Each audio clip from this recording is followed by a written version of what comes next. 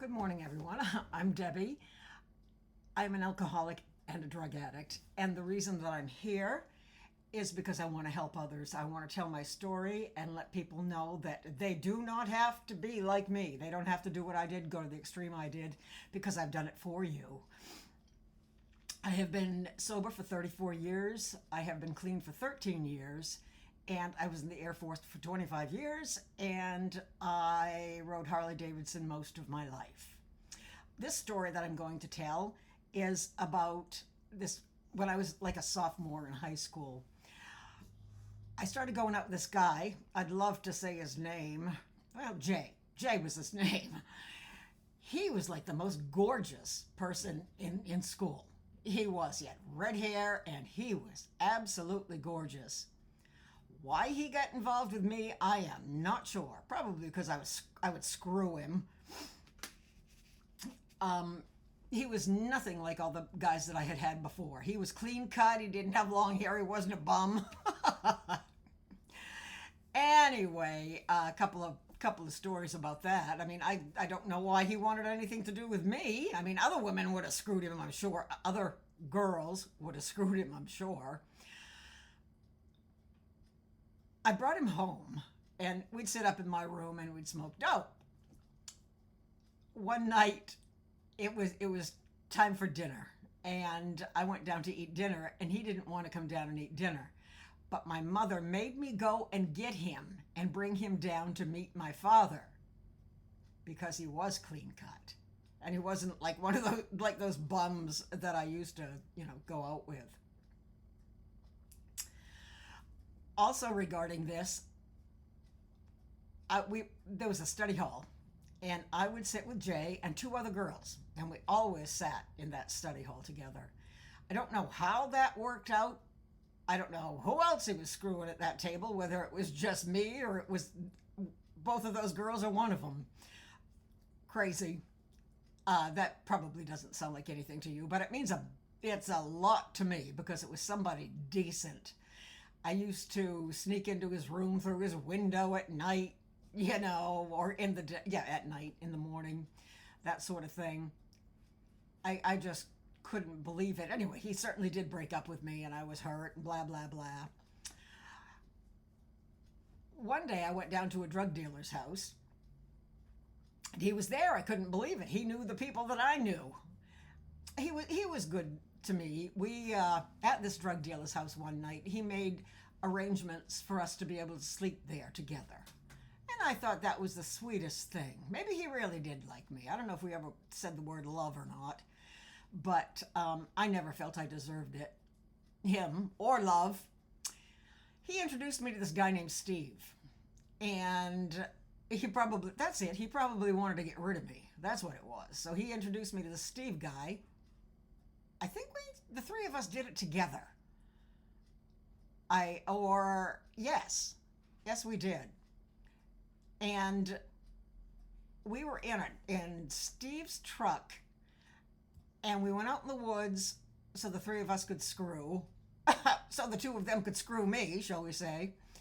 And we got stuck in the mud. So I'm not sure who. I think it was Steve that went to find somebody to, get us out. So here we are. Here's this girl with two guys out in the middle of the woods, stuck. And these two very nice people, a man and a woman, came and pulled us out. They were, a little older, certainly older than we were. Can you imagine that? Here's two nice people coming to get us out of the mud, and here's this girl that is very, very, very apparently screwing both of them. Yeah, talk about shame. I felt shame. Oh goodness, I knew. If you saw my other videos, you will realize that I did know the difference between right and wrong. I did, but did I? I didn't pay attention to it. Chaos was more important to me. So Jay disappeared, and I was still seeing Steve. And one night we were coming back from something, and we hadn't screwed yet. So you know what he did? He forced me into the bushes and essentially raped me. Yeah. It's like, well, that's okay. Why wouldn't he? Right? Why wouldn't he? Because I was giving it up any other time.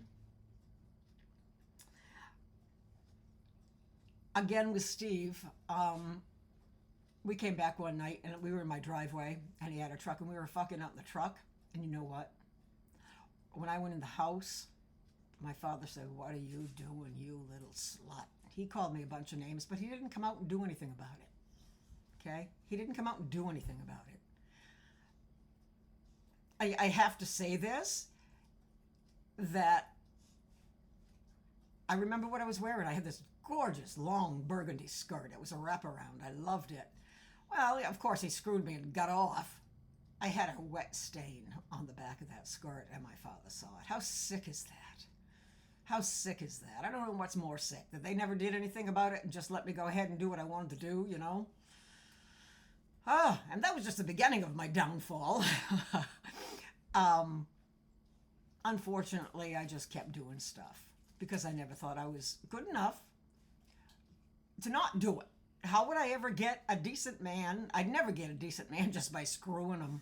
But that's how I felt that men would like me if I screwed them. Okay, you don't have to do that. You don't have to do that. I've done it for you, as I've said before in my videos. It just, dysfunction, crazy, smoking a lot of dope. This was after I had stolen my grandmother's pills and got addicted to them and that sort of thing. That would be in my first or second video. Again, I just want to say I'm here, like I said, because I want to help others. It was a long time coming to get clean and sober. I started doing drugs once I retired from the Air Force, blah, blah. I talked a little bit about that. But please, just bear with me. Again, this is brand new to me. I honestly want to help people. Comment anything you want. I'm not here to make money. I am here to help others. Thank you for being here for just a couple of minutes. I really appreciate it. God bless you. God bless you. Be nice to you and be nice to others. Okay? Peace.